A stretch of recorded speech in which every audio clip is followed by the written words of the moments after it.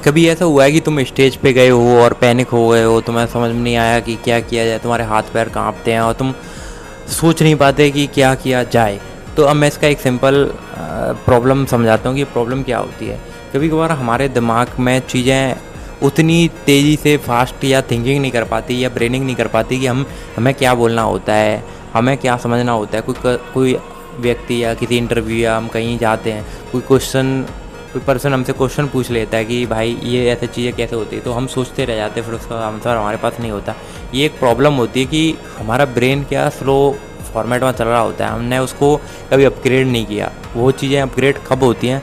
जब तुम ज़्यादा सोचते हो, ज़्यादा सोचने के साथ स्पीड में सोचते हो, स्पीड में सोचने के साथ उनका आंसर प्रिपेयर करके बेटर क्वेश्चन देते हो लोगों को, ये तब आता है।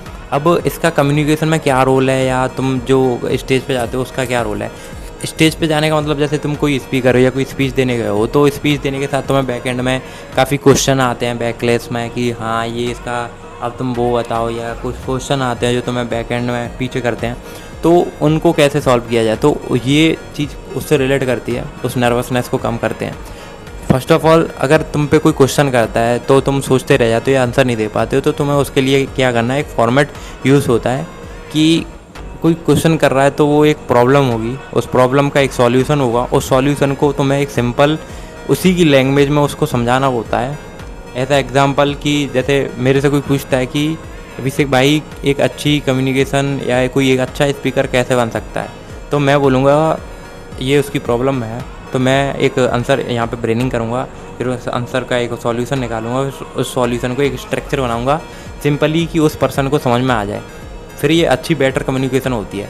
क्योंकि अगर हम कोई भी चीज़ उसको बता देते जो समझ में नहीं आता, बट ये कम्युनिकेशन तो है, बट अच्छी कम्युनिकेशन नहीं है, हमें गुड कम्युनिकेशन करनी है। लोग गुड कम्युनिकेशन नहीं करते, तो मैं उसको क्या आंसर दूंगा कि सेल्फ कॉन्फिडेंस की कमी है, तो उस वजह से तुम बोल नहीं पाते हो और तुम्हारे अंदर नॉलेज नहीं है, तो तुम बोल चले भी जाते हो वहाँ पे चीज़ें करने के लिए, बट तुम 10 या 5 मिनट से ज़्यादा बोल नहीं पाते। तो तुम्हें उसके लिए सिंपली पॉडकास्ट सुनने चाहिए या बुक्स पढ़नी चाहिए या ऐसी चीज़ें करनी चाहिए जिससे कि तुम्हें नॉलेज आएगी और तुम उससे आगे बोल पाओगे।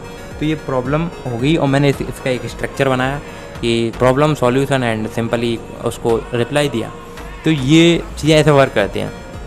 अब क्या होता है कि हम नर्वसनेस हो जाते हैं, जैसे कभी कभार मैं वीडियो बनाता हूँ तो मैं भी इंट्रोवर्ट पर्सन हूँ, तो मैं कभी नर्वसनेस हो जाता हूँ, ज़्यादा बोलता नहीं पाता। तो मैं उसको कैसे कम करता हूँ? फर्स्ट ऑफ ऑल, कोई भी वर्क करने से पहले, ये सभी फील्ड में यूज़ होता है, तुम कर सकते हो, कोई भी वर्क कर रहे हो, कोई इंटरव्यू देने जा रहे हो या कोई नई चीज़ कर रहे हो, तो एक डीप ब्रेथ लो।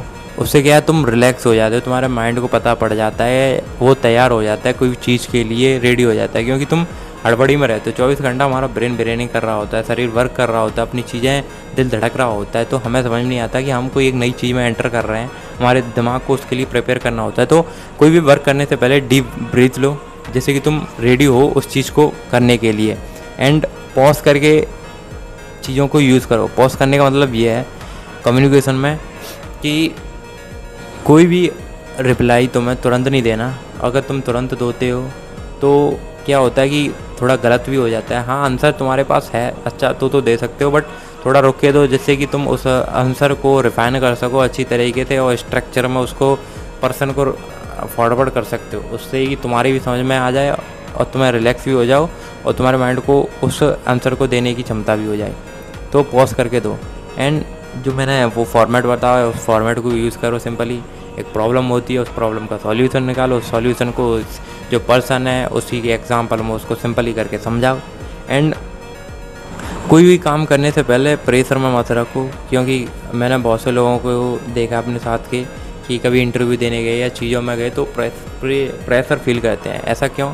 क्योंकि ये हमारे बिलीफ सिस्टम में, हम कोई भी नई जगह पर जाते हैं, कोई भी ऐसी चीज़ों में वर्क करते हैं जो हमें आगे नहीं बढ़ने देती, या कुछ चीज़ें जो वर्किंग नहीं हो पाती, जैसे कि इंटरव्यू देने गए, वो क्या होता है, नई जगह होती है। हमारे ब्रेन में ये ब्रेन किया गया है कि कोई भी नई जगह पे तुम्हें जाके कोई ऐसी चीज़ें नहीं करनी जो तुम्हारे को गलत महसूस कराए या तुम्हारे पे उल्टी पड़ जाए।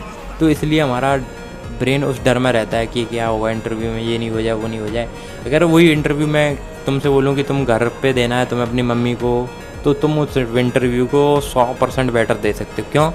क्योंकि तुम्हें पता है कोई डर नहीं है, कुछ नहीं, मम्मी कुछ नहीं कहेंगी, या घर पे हम दे रहे हैं। तो उसी चीज़ को हमें वहाँ पे करना होता है। उस डर को, थोड़ा जो लिटिल डर है उसको निकाल दो, कुछ नहीं है, जो सिंपल है, एक जॉब ही तो, और क्या होगा। अच्छी तरीके से वर्क करो एंड कभी भी जाओ। अब ये सब चीज़ ठीक है अपनी जगह कि तुम वर्क कर रहे हो, तुमने कम्युनिकेशन स्किल सीख ली, तुमने एक सॉल्यूशन स्ट्रक्चर फॉलो कर लिया, बट ये वर्क जब करता है जब तुम्हारे अंदर नॉलेज हो, तुम कोई इंटरव्यू देने जाते हो, हाँ तुमने एग्जाम एक्सेप्ट कर लिया कि ये घर है, ये चीज़ें हैं, यहाँ पे कोई गलत नहीं होगा, बट तुम्हारे अंदर नॉलेज नहीं है तो तुम कुछ नहीं कर पाओगे। लोग बोलते हैं कि सेल्फ कॉन्फिडेंस या स्टेज पे बोलना है, ये स्पीच बोलना है, ये सब किससे आता है। ये बोलते हैं कि नहीं तुम लोगों से जाके मिलो, वहाँ पे बोलो। हाँ मैं मानता हूँ इसका 20% कि ये तुम्हारी उसमें कम्युनिकेशन में हेल्प करता है, बट सेल्फ कॉन्फिडेंस आता है नॉलेज से। कोई पर्सन ऐसा वहाँ पे गया, उसमें कॉन्फिडेंस है बट उसके अंदर नॉलेज नहीं है, तो वो कितना बोल पाएगा, कुछ नहीं बोल पाएगा भाई। तुम कोई भी क्षेत्र में बस उल्टा सीधा ज्ञान दे रहे हो, फैक्ट्स की बात नहीं है, चीज़ें के बारे में तुम बता नहीं रहे हो, तो फिर कोई मतलब नहीं निकलता ना। तो एंड द एंड ऑफ चीज़ें निकल के कैसे आती हैं कि थोड़े लोगों से मिलो, बट 80% नॉलेज आती है। तो नॉलेज गेन करो, बुक्स रीड करो, पॉडकास्ट देखो, ऐसी नई नई चीज़ें एक्सप्लोर करो जिससे तुम्हारा माइंड नई नई चीज़ें ऑब्जर्व करे, ना कि कुछ ये रील्स देखना वो देखना, जिससे कि तुम बर्बाद हो रही हो, चीज़ें बैकएंड में जा रही हो, ये और बंद हो रहा है। तो प्लीज़ नॉलेज गेन करो।